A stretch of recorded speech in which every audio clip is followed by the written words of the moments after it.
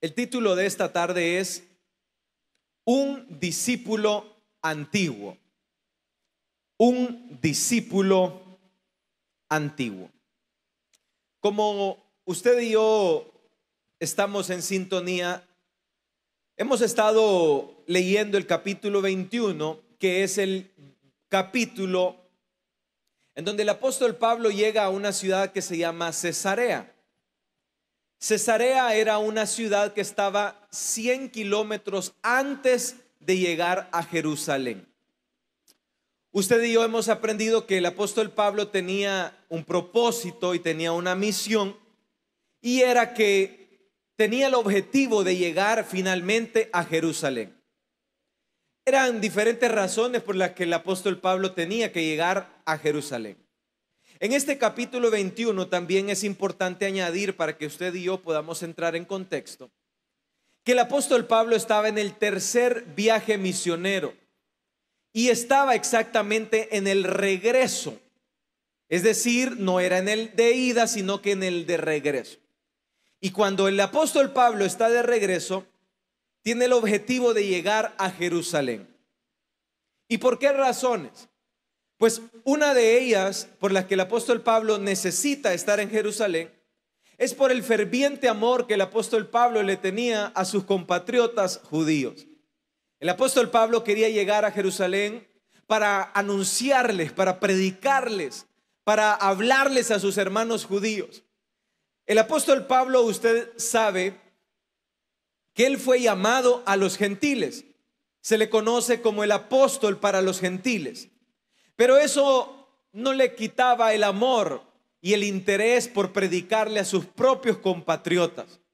Él mismo decía: yo estoy dispuesto hasta ser anatema, yo estoy dispuesto a lo que sea, pero con tal de que mis hermanos judíos reciban el evangelio de las buenas nuevas de salvación, con tal de que mis hermanos judíos salgan de la ceguedad. Y ahí lo que aprendemos es un amor ferviente por aquella persona que no conoce a Cristo, por aquella persona que está ciega, aquella persona que está metida en una religión, aquella persona que está metida en rituales, aquella persona que cree que yendo los domingos a la misa a arañarse en las caras van a ser salvos. Y cuando una persona ve a esa persona ciega, muerta en sus delitos y pecados, y dice y ama a esa persona tiene un ferviente amor para que esa persona sea salva y libre de esa religión y de esa mentira. Es así como el apóstol Pablo estaba, en un ferviente amor por sus paisanos judíos. Verdad digo que en Cristo no miento, y mi conciencia me da testimonio en el Espíritu Santo, que tengo una gran tristeza y un continuo dolor en mi corazón, porque deseara yo mismo ser anatema, separado de Cristo por amor a mis hermanos, los que son mis parientes según la carne, dice el apóstol Pablo en su capítulo 9, versículo 1. El apóstol Pablo está demostrando lo que él es capaz de hacer para que los hermanos judíos en Jerusalén recibieran el evangelio. Los hermanos que estaban metidos en la religión judaica recibieran el evangelio. Y a la verdad es una lástima y es una tristeza ver a las personas creyendo que confesándose a los hombres van a ser salvos. A la verdad es una tristeza ver a las personas que creen que guardando el sábado van a ser salvos. A la verdad es una tristeza que las personas caminando 40 cuadras de rodillas creen que van a ser salvos. A la verdad es una tristeza ver a una persona cargando un Cristo negro y creyendo que en Semana Zángana ellos van a ser salvos. Y cuando el apóstol Pablo miraba a sus compatriotas judíos que estaban ciegos, que nadie los podía salvar, él decía: yo prefiero hacer anatema, pero yo lo que quiero es que esos hermanos míos judíos, hermanos en sangre, reciban el evangelio de las buenas nuevas de salvación. Y eso es lo que nos enseña a usted y a mí. Es como usted y yo tenemos que estar en un ferviente amor por los perdidos. Usted y yo tenemos que llorar Usted y yo tenemos que pensar. Usted y yo tenemos que hablar como el apóstol Pablo y decir: Señor, revélales el evangelio. Señor, enséñale tus caminos. El cristiano está llamado para vivir una vida de pasión por los perdidos. ¿De qué sirve de que usted y yo estemos en unas filas cristianas y vivamos en una iglesia y vivamos dentro de cuatro paredes calentando una silla o calentando una banca? El Señor nos ha llamado a usted y a mí para que nosotros seamos pregoneros del evangelio, para que usted y yo lloremos con lágrimas, para que así como el Espíritu Santo gime con gemidos indecibles, usted y yo seamos igual que el Espíritu Santo, gimiendo con gemidos indecibles por las almas, por los amigos, por las personas que no conocen a Cristo. Y el apóstol Pablo dice: yo prefiero ser anatema, pero que se salven mis hermanos judíos. Y es por eso que el apóstol Pablo tenía el primer propósito de llegar a Jerusalén. Entonces, en este segundo viaje, mientras él va en camino hacia Jerusalén, hemos aprendido que en el capítulo 21 él se detiene en una ciudad que se llama Cesarea. Cuando él se detiene en Cesarea, hemos aprendido todo lo que sucedió en Cesarea. Se hospedaron en la casa de Felipe el evangelista. Cuando se hospedaron ahí apareció un profeta llamado Agabo. Este profeta llamado Agabo le dice al apóstol Pablo de una manera con una dramatización real. ¿Qué significa una dramatización real? Es decir, Agabo hizo literalmente lo que está escrito en el capítulo 21. Agabo vino y le quitó el cincho a Pablo, se ató él de pies y de manos y dramatizó literalmente diciendo: así como yo me estoy atando los pies y las manos con el cincho, al dueño de este cincho así lo van a atar. Cuando el apóstol Pablo recibe este mensaje, el apóstol Pablo estaba claro que al llegar a Jerusalén lo iban a apresar. Pues los hermanos en Cesarea cayeron en llanto y le empezaron a rogar diciéndole: Pablo, por favor, no te vayas a Jerusalén. Pablo, quédate. Y era válido pedir lo que estaban pidiendo. Pero como cuando una persona es llamada, una persona tiene que pasar sufrimientos por cumplir el propósito de Dios. Y es por eso Pablo a los romanos en su capítulo 9, cuando va a Jerusalén, dice: no me importa, yo prefiero ser anatema, pero yo quiero llegar a Jerusalén para predicarle a mis compatriotas judíos. Finalmente, después de esta prueba, el apóstol Pablo les dice: por favor, no me vayan a hacer llorar, pero yo he decidido ir, porque no estoy dispuesto solamente a que me aten de pies y de manos, sino que yo estoy dispuesto a morir por Cristo Jesús. Esa es una convicción de un verdadero cristiano. ¿Cuántos de los que estamos acá, a qué estamos dispuestos usted y yo? ¿Cuál es nuestro límite? Pues nuestro límite como cristianos, dice, el cristiano tiene que ir como la luz de la aurora que va en aumento hasta que el día es perfecto. Significa que usted y yo tenemos que ir en crecimiento hacia la perfección. Y hermano, ¿y podemos ser perfectos? Sí, pero no en esta tierra, sino que cuando lleguemos a la eternidad vamos a llegar a la estatura del varón perfecto, que es Cristo Jesús. Pero también el cristiano tiene que ir en ascenso, en crecimiento. No solamente en ascenso, sino que en pasión y amor. Y entonces el apóstol Pablo dice: yo estoy dispuesto hasta morir. Entonces el cristiano tiene que pensar lo siguiente. Hay personas que viven su evangelio de esta manera: pues para mí la iglesia y para mí Dios es un plato de tercera o de cuarta categoría. Y es así como viven en base a sus prioridades. Su energía, su tiempo, su dedicación está dedicada a las cosas terrenales. Y allá, al final, está Dios. Y de esa manera es como vive la mayoría de cristianos. Viven vidas sin priorizar las cosas de Dios. Pero cuando el cristiano vive de esa manera, el cristiano no ha aprendido realmente lo que ha sucedido para que él esté viviendo en la gracia de Dios. Dice la palabra de Dios que Jesucristo se entregó a lo sumo y se entregó por completo. El Hijo de Dios, siendo Dios, se humilló a lo sumo, se entregó y murió todo completo por usted y por mí.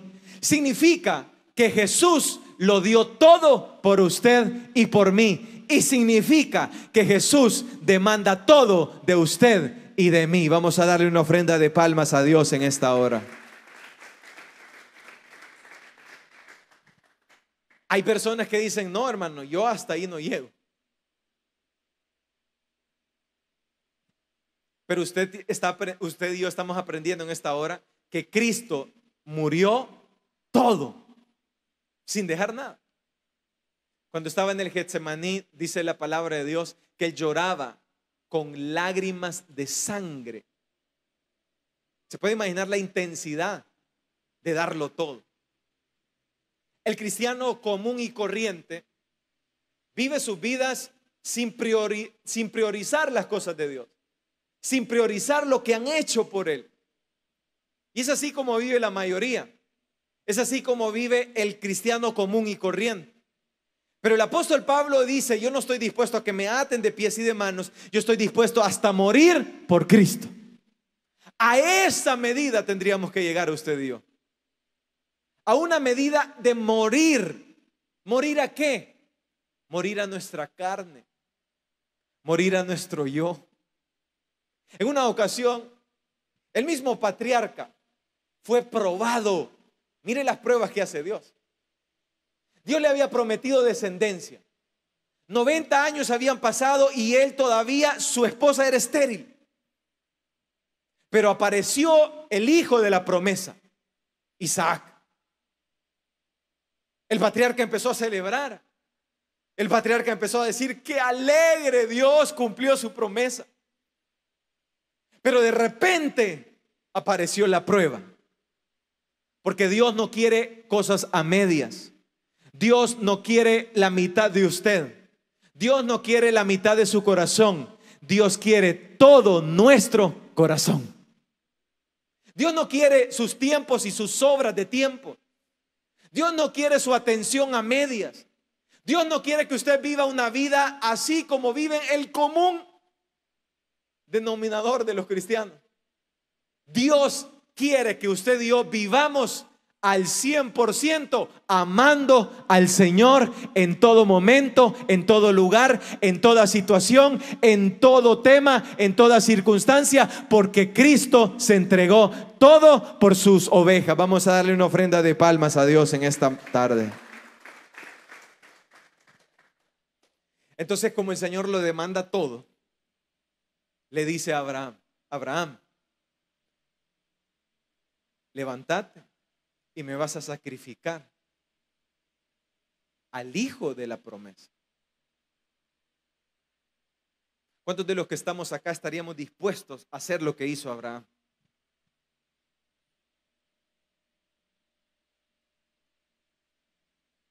Creo que no pasaríamos el examen. Hay demandas que Dios pide que son en las que nosotros estamos apegados. Dios sabía que Abraham amaba con locura a Isaac. Lo amaba. Si lo había esperado 90 años. Pero hay algo que Dios aborrece, detesta, y Dios no va a permitir eso en su corazón y en el mío. Usted puede amar mucho a su esposa. Usted puede amar mucho a su esposo. Usted puede amar mucho sus pertenencias. Usted puede amar lo que usted quiera en esta tierra, personas, casas o posesiones. Pero nada puede suplantar el amor de que nace de su corazón para Dios. Y entonces cuando Dios ve que esa persona está amando más las cosas terrenales, cuando Dios ve que ese corazón no ama más a Dios que a él, Dios llega y hace la prueba y dice: dame a tu Isaac. Entonces, cuando le llega esto a Pablo, Pablo dice: no, yo estoy dispuesto a morir por Cristo. Dicho y hecho. Fue así como llegó a Roma. Y fue así como Pablo muere dando su vida por el evangelio. ¿Cuántos se alegran por eso?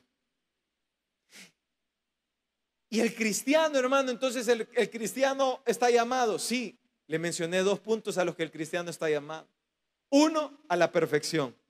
Y 2, a entregarlo todo como el maestro se entregó todo por nosotros.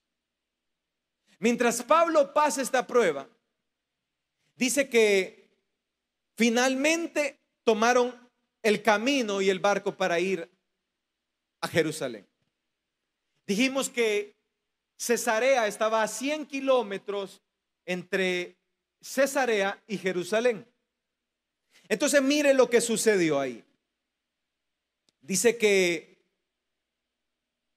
salieron de Cesarea con muchos hermanos y después de unos días de salir de Cesarea con rumbo a Jerusalén,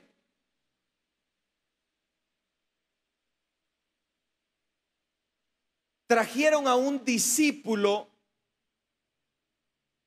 llamado Nasón,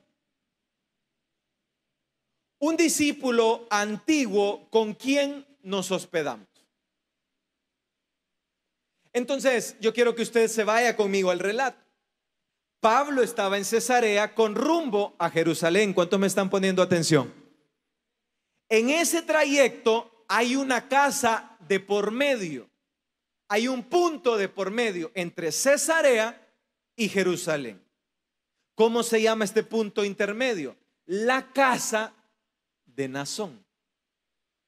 Antes de llegar a Jerusalén, Pablo se queda en un punto intermedio que se llama la casa de Nasón.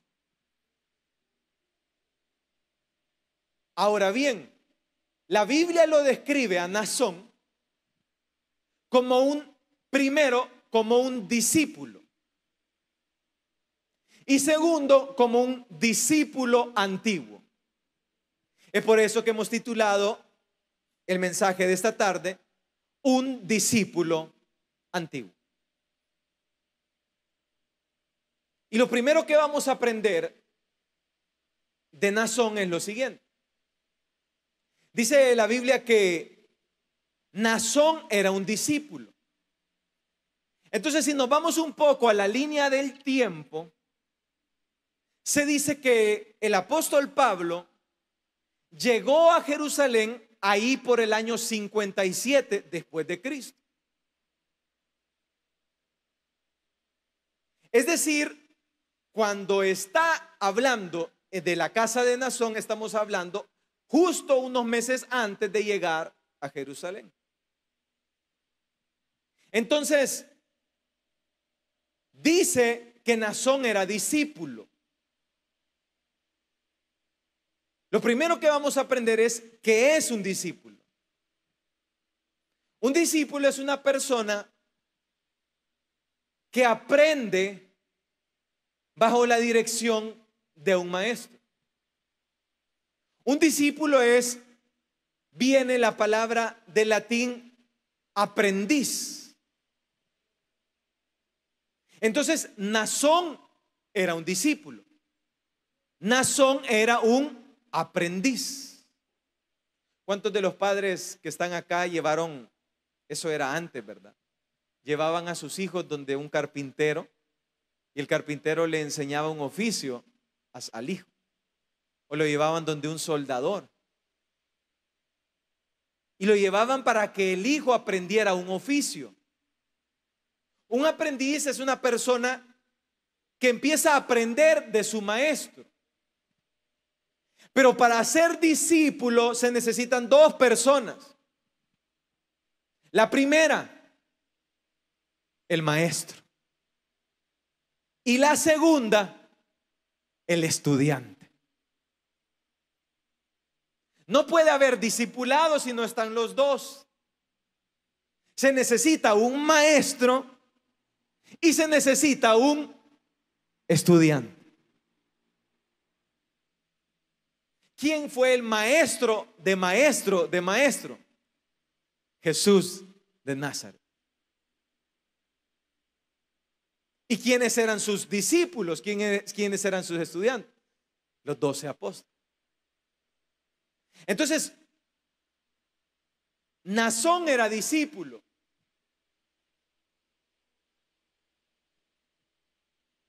Ahora, la pregunta es, ¿cuándo Naasón empezó a ser un discípulo?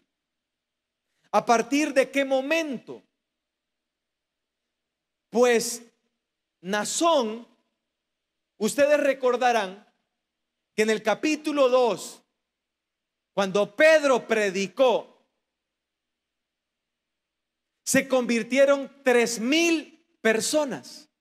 ¿Cuántos recuerdan ese episodio del hermano Pedro? 3,000 personas se convirtieron a Cristo. Entonces significa que muy probablemente Naasón se entregó a Cristo en las predicaciones, en la primer predicación, en la primer redada de Pedro, en el capítulo 2. Cuando ya estamos en el capítulo 21, ya han pasado alrededor de 25 años. Y es por eso que ahora este Naasón que recibió el evangelio hace 20 y pico de años, ahora es un estudiante y ahora es un discípulo del Señor. ¿Cuántos están poniendo atención?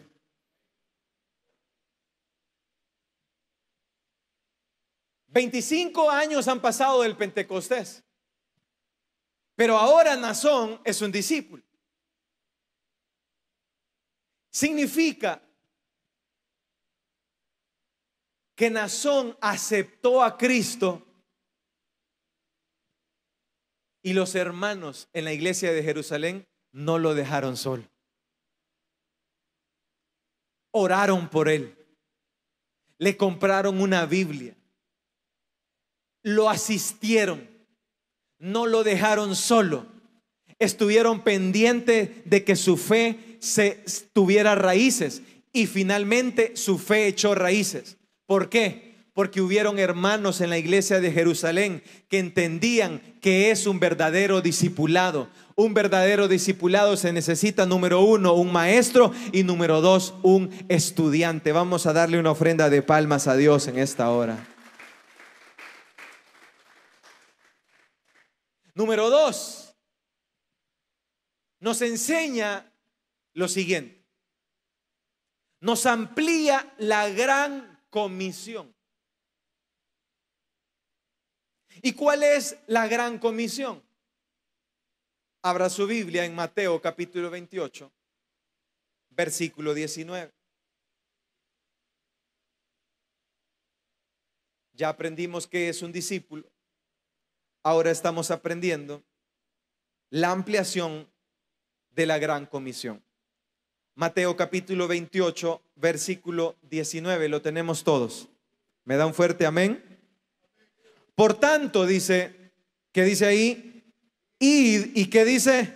Y haced discípulos a todas las naciones, bautizándolos en el nombre del Padre, del Hijo y del Espíritu Santo. Y el 20, ¿qué dice? Enseñándoles que guarden todas las cosas que os he mandado. Y he aquí, yo estoy con vosotros todos los días hasta el fin del mundo. Amén. ¿Cuántos se alegran por esa palabra? ¿Qué significa? Que la ampliación de la gran comisión no solamente es dar una tarjeta en un evento, que la comisión no es solamente invitarlo a la iglesia. La comisión no es solamente orar por una persona y decirle acepte a Cristo. La gran comisión lleva el segundo elemento. Primero el elemento de ir y anunciar. Primero el elemento de invitar a la persona a Cristo. Primero el elemento de decirle a la persona que venga a la reunión. Primero el elemento de la persona de llorarle a Dios de rodillas para que esa persona venga al evento. Y gracias a Dios tuvimos victoria. ¿Cuántos se alegran por eso? Y las personas vinieron. Los hermanos, las personas asistieron, recibieron la tarjeta y Dios bendijo por medio de esa tarjeta. Los transportes salieron. Se hizo la primera parte de la comisión, que es ir. Ahora la gran comisión, mire lo que lleva.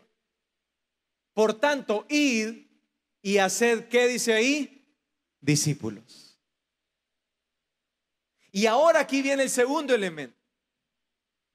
Ahora dijimos que un discípulo necesita dos integrantes. Número uno, el maestro. Y número dos, el estudiante. Ahora usted y yo tenemos una plataforma de estudiantes en donde usted y yo tenemos que ponernos la camiseta de maestros. Hermano, pero yo no soy un maestro.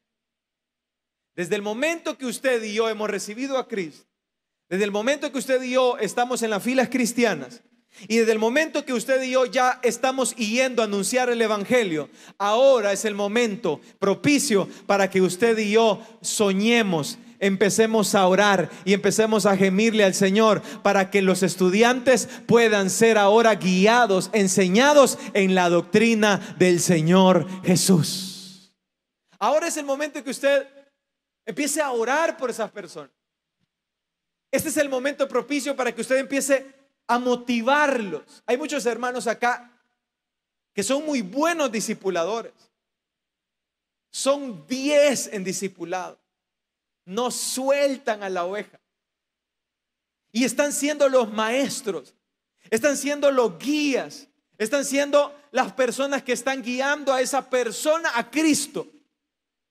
Y gracias a ese discipulado, y gracias que se levantan dentro de la iglesia esos maestros, es que la iglesia crece, es que se agregan muchos a la iglesia, es que se siguen sumando a la iglesia de Cristo. Y de esa manera es que Dios usa a sus siervos por medio de maestros, por medio de discípulos, por medio del discipulado, que estamos haciendo la obra del Señor. Cuando usted invita, cuando usted le dice al hermano, hermano, no se quede, véngase a la iglesia, usted está haciendo la gran comisión, discipulando a esa persona. Cuando usted le dice, hermano, tenemos la reunión el día sábado, por favor no se me vaya a quedar, usted está discipulando a la iglesia de Cristo. ¿Cuántos se alegran por eso? Cuando usted está motivando a esa persona. Cada vez que entramos a un tema nuevo, la persona que entra a un tema nuevo entra sin saber. Había un invitado este domingo que estaba asustado y se quedaba viendo para arriba y para abajo y me dice, mira, ¿y esa canasta que tienen ahí, para qué es? Me dice. El que no conoce a Cristo, todo lo ve nuevo y todo es como un mundo que no conoce. El que no tiene a Cristo es un bebé. Es una persona que no sabe que existe la Biblia. Es una persona que ni entiende qué es la Biblia. Nunca ha abierto una Biblia. Es una persona que viene muy probablemente de la religión, en donde la religión, ¿sabía usted que las mismas misas las daban en latín? Hace poco es que empezaron a dar las misas en lenguaje español. ¿Y sabe por qué? Porque la religión no quiere que las personas reciban la palabra de Dios. La religión escondió la Biblia y la Biblia solamente era de uso propicio solamente para los curas. ¿Y para qué es todo eso? Para que la persona se mantenga en su ceguedad. Pero cuando viene el evangelio y cuando viene la gracia de Dios, viene a revelar el poder del evangelio. Los ciegos empiezan a ver, los cojos empiezan a caminar y la gracia de Dios empieza a iluminar a aquel ciego, a aquella persona que antes no miraba. Vamos a darle una ofrenda de palmas a Dios en esta hora. Y ahí aparecen los maestros. Ahí aparece ese hermano obrero. Ahí aparece esa hermana anfitriona. Ahí, haciendo la gran comisión del Señor, discipulando. Vaya, mira, hoy el librito que te dieron, ahí dice esto y lo otro. La Biblia dice esto y lo otro. Y ahí empieza el maestro discipulando esa oveja. Entonces Naasón era un discípulo. ¿Y por qué 25 años después ahora Naasón aparece en el capítulo 21? Porque hubieron maestros que entendieron la gran comisión del Señor.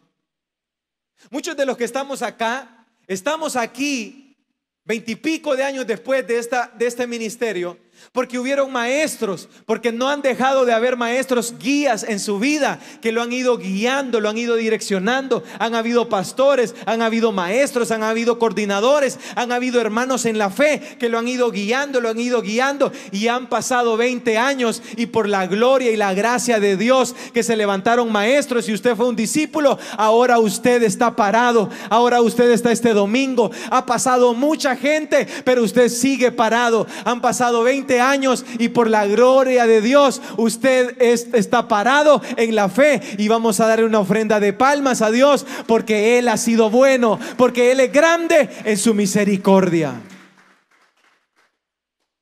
¿Cree usted que usted estuviera aquí si no hubieran habido maestros en su caminar cristiano? ¿Cree usted que usted estuviera parado si usted no estuviera dentro de una iglesia? Hace ratos usted ya anduviera revolcado en el mundo. Si usted viene de ser alcohólico, usted ahorita ya fuera drogadicto. Pero gracias a Dios, hay iglesias, hay pastores, hay obreros, hay anfitriones, hay todo un sistema de hogares de restauración para que el discipulado se pueda efectuar. ¿Cuántos se alegran por eso? Entonces viene, lo que estamos aprendiendo aquí es que Naasón está 25 años después porque lo discipularon, porque le enseñaron, porque le dijeron: vení para acá, mira, esto es así. Fíjate que la mantelina se pone a la hora del culto. Fíjate que yo andaba la mantelina en el mercado. No, en el mercado no. Fíjate que la mantelina solo es por cuestión de que los ángeles están dentro de donde 2 o 3 se congregan en su nombre. Dice la persona. Fíjate que la Biblia dice que es importante que nos congreguemos, porque no existe un llanero solitario, porque no existe un cristiano que pueda vivir sin congregarse. Es importante. Fíjate que la Biblia habla de la siguiente manera. La Biblia habla de una oveja y de un pastor. La Biblia habla de un redil. La Biblia habla que las ovejas tienen un cerebro tan pero tan pequeño que el lobo solo se disfraza y se la come.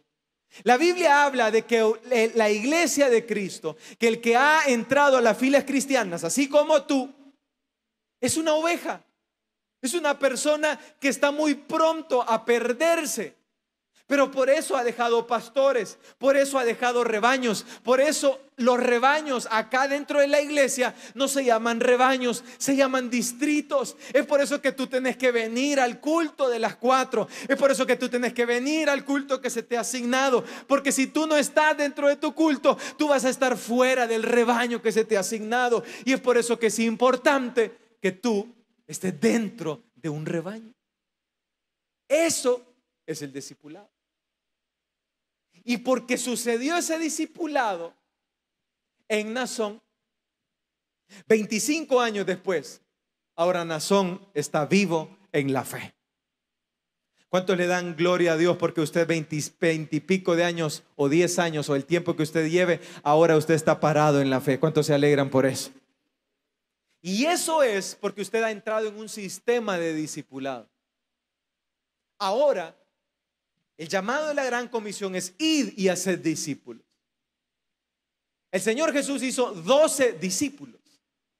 Usted y yo tenemos que soñar en tener estudiantes, discípulos alrededor nuestro, en su zona, en su sector, discípulos que estén queriendo aprender a ser guiados por cada uno de nosotros. Pero dice que era un discípulo antiguo, es decir, ya llevaba bastante tiempo. Y eso nos demuestra que el estudiante nunca deja de aprender. ¿Cuántos somos estudiantes en esta tarde? El estudiante nunca deja de aprender. El estudiante nunca viene a un culto y dice: eso ya lo sé. Ese versículo ya lo leyó. El otro día se predicó. Sí. El estudiante siempre está con un cerebro dispuesto a aprender la palabra de Dios. Vamos a darle una ofrenda de palmas a Dios en esta hora. Y número 3, ahora Naasón, mire qué importante es. Dice que el apóstol Pablo se quedó en la casa de Naasón. Ahora Naasón, ¿qué era? Un anfitrión. Ahora Naasón era un anfitrión. Y mire a quién estaba recibiendo.